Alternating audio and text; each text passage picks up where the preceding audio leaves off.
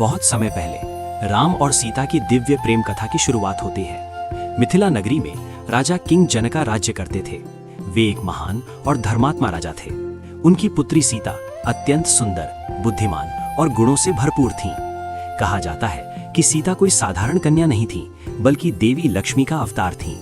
जब सीता विवाह योग्य हुई, तब राजा जनक को चिंता हुई कि उनके योग्य वर कौन होगा। तब उन्होंने एक निर्णय लिया। सीता का विवाह एक स्वयंवर के माध्यम से होगा। लेकिन ये कोई साधारण स्वयंवर नहीं था। राजा जनक के पास भगवान शिव का एक अत्यंत विशाल और भारी धनुष था, जिसे पिनाक कहा जाता था। ये धनुष इतना भारी था कि बड़े बड़े राजा और योद्धा भी इसे हिला नहीं सकते थे। राजा जनक ने घोषणा की, जो भी इस धनुष को उठाकर इसकी प्रत्यंचा चढ़ाएगा, वही सीता से विवाह करेगा। ये सुनकर दूर दूर से राजा, राजकुमार और योद्धा मिथिला पहुंचने लगे। सभी के मन में एक ही इच्छा थी, सीता का हाथ प्राप्त करना। स्वयंवर का दिन आया। विशाल सभा सजाई गई। हर तरफ भव्यता और उत्साह का माहौल था। एक एक करके सभी राजा उस धनुष को उठाने का प्रयास करने लगे। कोई उसे हिला भी नहीं सका, तो कोई उसे थोड़ा उठाकर ही थक गया। पूरी सभा में निराशा फैलने लगी।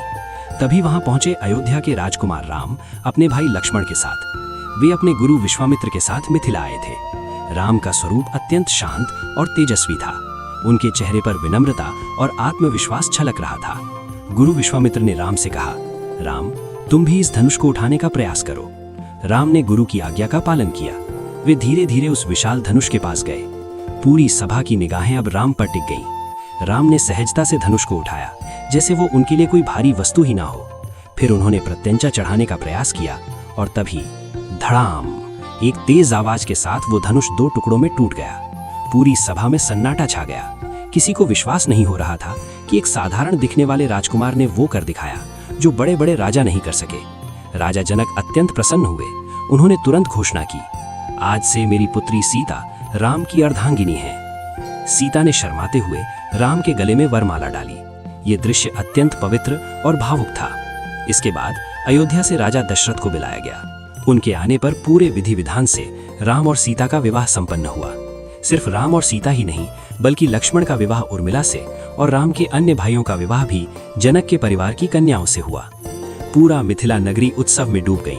हर ओर खुशी, संगीत और आशीर्वाद का माहौल था। ये विवाह केवल दो व्यक्तियों का मिलन नहीं था, बल्कि ये धर्म, प्रेम और मर्यादा का संगम था। राम और सीता का ये विवाह आज भी आदर्श माना जाता है, जहाँ सम्मान, विश्वास और त्याग की भावना सबसे ऊपर होती है। ये कहानी हमें सिखाती है कि सच्चा प्रेम और धर्म हमेशा विजय प्राप्त करता है।